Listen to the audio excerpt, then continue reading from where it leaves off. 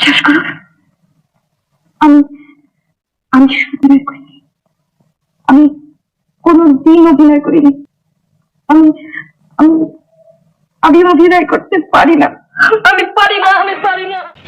আজও মেয়েরা যখন বিকিনিতে ট্রোলড হয়, তখন সেই আমলে শুধু তোয়ালে পরে সমুদ্রের ধারে পোজ দিয়েছিলেন সুচিত্রা সেন।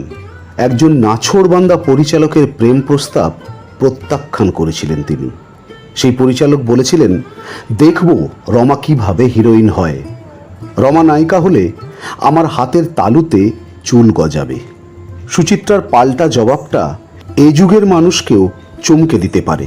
পুরুষ শাসিত সমাজে সকলকে বুড়ো আঙুল দেখিয়ে নিজের জায়গা তৈরি করেছিলেন সুচিত্রা। রাজ কাপুরের মতো ব্যক্তিত্বকেও ফিরিয়ে দিয়েছিলেন সুচিত্রা তার ছবিতে অভিনয় করবেন না বলে। কারণটা কি জানেন? তার কারণটা হচ্ছে রাজ কাপুরের ব্যক্তিত্বকে একদমই পছন্দ করতেন না সুচিত্রা। কথাটা তাহলে খুলে বলি। রাজ কাপুরের যে সিনেমায় সুচিত্রা সেনের অভিনয় করার কথা হয়েছিল, ওই সিনেমাতে একটি দৃশ্য ছিল যেখানে একটি ফুল গাছ থেকে একটি ফুল সুচিত্রা সেনকে তুলতে হবে। রাজ কাপুরের আবদার, ফুলটা সুচিত্রা দেবীকে বেশ খানিকটা ঝুঁকে তুলতে হবে। সেইখানেই সুচিত্রা সেনের আপত্তি। এই কারণেই, শুধুমাত্র এই কারণেই সুচিত্রা দেবী রাজ কাপুরকে রিফিউজ করেছিলেন তার ছবিতে অভিনয় করবেন না বলে। সুচিত্রা সেনের ব্যক্তিত্ব এমনই ছিল যে সত্যজিৎ রায়ের ব্যক্তিত্ব তাকে টলাতে পারেননি। সত্যজিৎ রায় দেবী চৌধুরানী সিনেমার জন্য যখন ওনাকে ডেট দিচ্ছিলেন, তখন বলেছিলেন এই ছবির শুটিং চলাকালীন সুচিত্রা সেন অন্য কোনো সিনেমায় শুটিং করতে পারবেন না।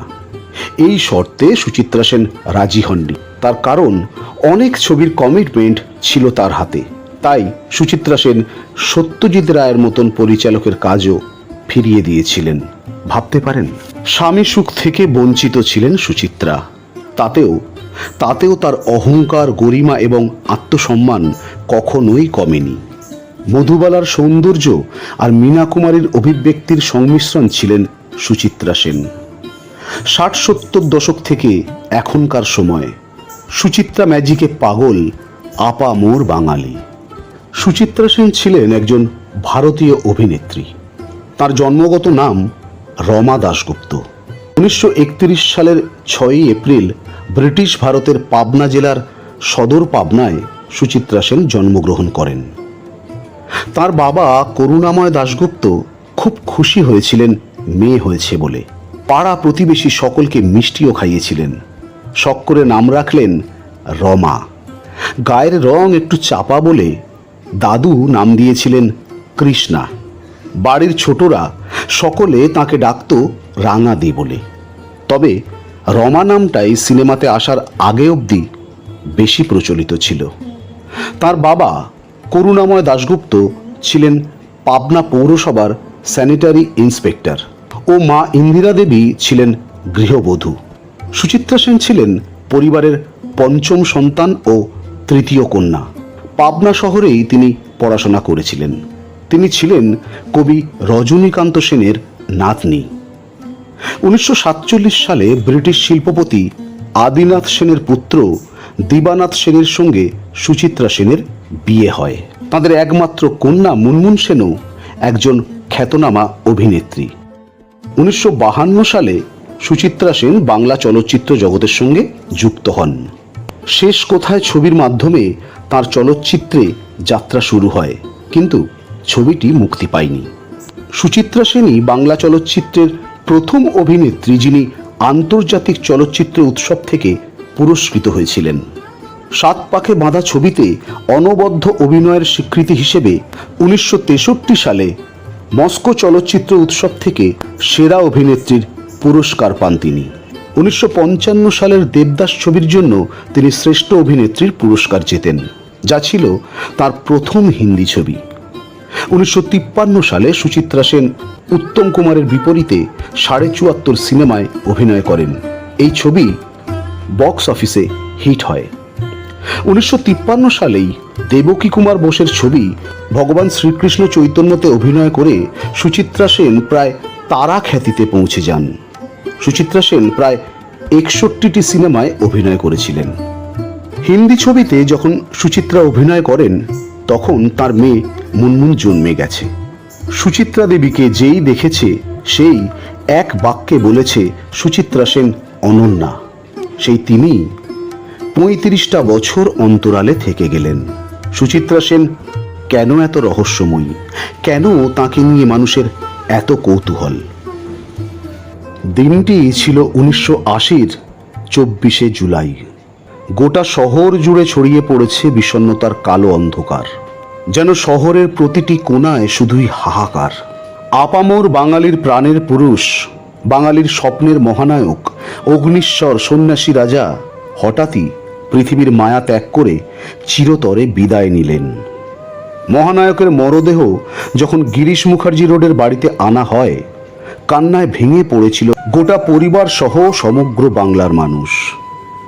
শহরের রাজপথ ভরে গিয়েছিল অগণিত ভক্তের ভিড়ে শুধু একবার মহানায়ককে দেখবার জন্য। একে একে এলেন বাংলার সকল শিল্পীরা।